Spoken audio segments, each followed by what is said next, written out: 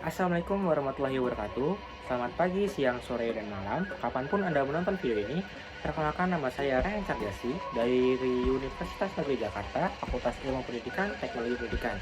Di sini, saya akan menjelaskan tugas wawasan pendidikan guna menyelesaikan UTS, yaitu yang berjudul Kegiatan Antara Pembentukan Karakter, Peradaban, Faktor Sosbudekopol, Sosial Budaya, Ekonomi maupun Politik, dan pemikiran-pemikiran ahli pendidikan dalam melahirkan kualitas pendidikan yang lebih baik maju di Indonesia. Nah, untuk membersihkan durasi, alangkah baiknya kita langsung kepada isinya dan ke intinya. Oke, baik. Pendidikan merupakan proses yang berkelanjutan dan tak pernah berakhir atau never ending proses, sehingga dapat menghasilkan kualitas yang berkesinambungan, yang ditujukan pada perwujudan sosok manusia masa depan, dan berakar pada nilai-nilai budaya, bangsa, serta Pancasila. Pendidikan harus menumbuh kembangkan nilai-nilai filosofis dan budaya bangsa secara utuh dan menyeluruh, sehingga perlu adanya kajian yang lebih mendalam terhadap pendidikan.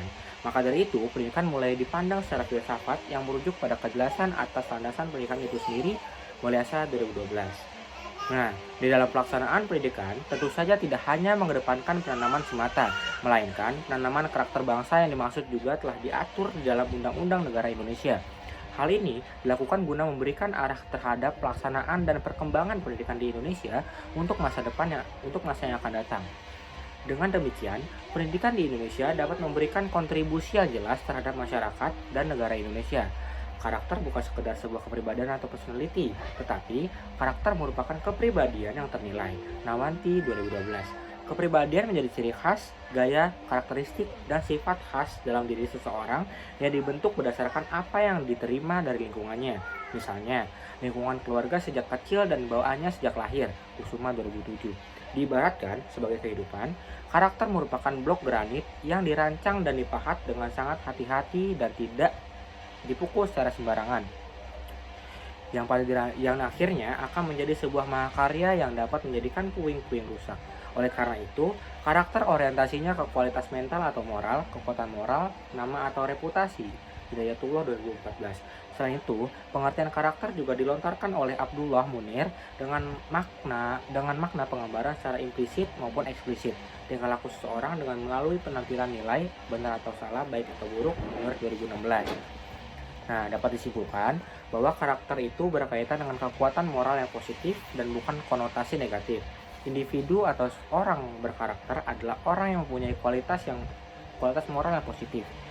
Karakter adalah suatu hal yang unik hanya ada pada individual ataupun pada suatu kelompok atau bangsa. Karakter merupakan landasan dari kesadaran budaya, kecerdasan budaya, dan merupakan pula perekat budaya. Sedangkan nilai dari sebuah karakter digali dan dikembangkan melalui budaya masyarakat itu sendiri. Terdapat 4 modal strategis, yaitu sumber daya manusia, modal kultural, modal kelembagaan, serta sumber daya pengetahuan. Keempat modal tersebut penting bagi penciptaan pola pikir yang memiliki keunggulan kompetitif sebagai suatu bangsa. Nawanti 2012. Kemajuan suatu bangsa terletak pada karakter yang dimiliki bangsa tersebut. Karakter merupakan hal yang sangat penting dan mendasar. Karakter adalah mustika hidup yang membedakan antara manusia dengan hewan. Manusia yang tidak berkarakter dikatakan sebagai manusia yang sudah melampaui batas. Orang yang berkarakter kuat dan baik secara individual dan sosial ialah yang memiliki akhlak, moral, dan budi pekerti yang baik. Jubaidi 2012. Pendidikan dan perubahan sosial mempunyai hubungan keterikatan antar satu sama lainnya. Perubahan sosial tidak akan terjadi tanpa adanya bantuan dari institusi pendidikan. Pendidikan mempunyai peran yang sangat penting dalam menghadapi perubahan sosial dan modernisasi yang terjadi dengan begitu cepat pada masa saat ini. Masyarakat modern dan tradisional sama-sama perlu penyesuaian nilai-nilai, sikap, perilaku, dan mampu beradaptasi dengan cepat dengan perubahan yang terjadi pada saat ini. Peran pendidikan pun menjadi sangat penting. Hal ini dikarenakan masyarakat perlu memfilter sebagai macam perubahan yang terjadi sembari terus membuat berbagai macam inovasi baru dalam pengembangan ilmu pengetahuan dan teknologi. Rizik et al. 2021. Nah, sistem pendidikan di Indonesia perlu ada keseimbangan antara bidang studi akademik dan non-akademik. Bidang studi akademik mencakup matematika, IPA, IPS, dan seterusnya. Sedangkan bidang studi non-akademik meliputi creative thinking, decision making, problem solving, learning by doing, learning how to learn, Collaboration and Self-Management, Marzano, Pickering, Metis, 1990. Kebijakan pendidikan di era globalisasi menurut UNESCO haruslah didasarkan pada 4 pilar, yakni 1. Learning to think, artinya proses belajar sepanjang hayat diarahkan pada bagaimana belajar untuk berpikir. Yang kedua, learning to do, artinya belajar bagaimana mengerjakan. Yang ketiga, learning to be, artinya belajar bagaimana secara sadar untuk tetap hidup. Yang keempat, learning to live together.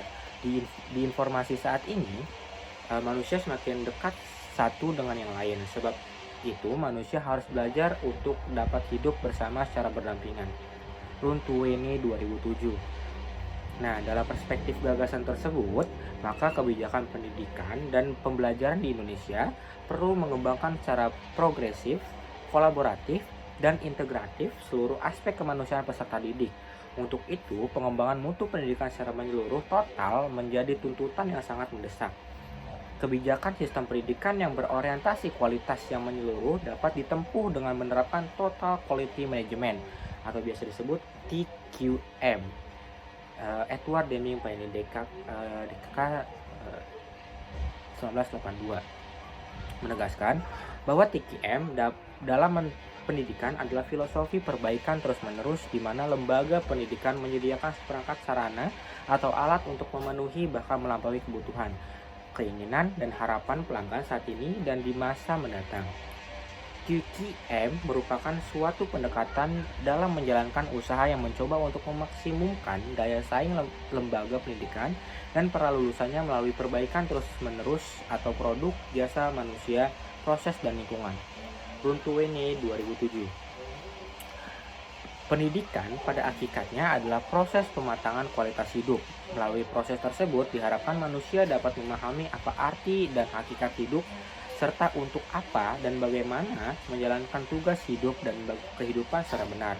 Karena itulah fokus pendidikan diarahkan pada pembentukan kepribadian unggul dengan menitik beratkan pada pematangan kualitas logika, hati, akhlak, dan keimanan. Rizik et al. 2021. Nah, dan kesimpulan yang bisa saya dapatkan tentang kaitan antara pembentukan karakter, peradaban, faktor sosbudekopol, sosial budaya, ekonomi maupun politik, dan pemikiran-pemikiran para ahli pendidikan dalam melahirkan kualitas pendidikan yang lebih baik di Indonesia ialah saling berkaitan. Nah, dengan melihat kumpulan dari jurnal pendidikan ialah proses yang dengan melihat kumpulan dari jurnal, pendidikan ialah proses yang berkembang mengikuti peradaban yang ada sehingga proses pendidikan tersebut bisa menghasilkan generasi-generasi penerus bangsa yang berkarakter, bermoral, dan berakhlak mulia sehingga bisa menjadi generasi Indonesia yang maju. Nah, cukup sekian yang bisa saya sampaikan. Semoga ilmu yang kita dapatkan hari ini bisa bermanfaat, dan saya pribadi meminta maaf jikalau saya ada salah-salah kata, kurang lebihnya mohon maaf. Assalamualaikum warahmatullahi wabarakatuh. Sampai jumpa.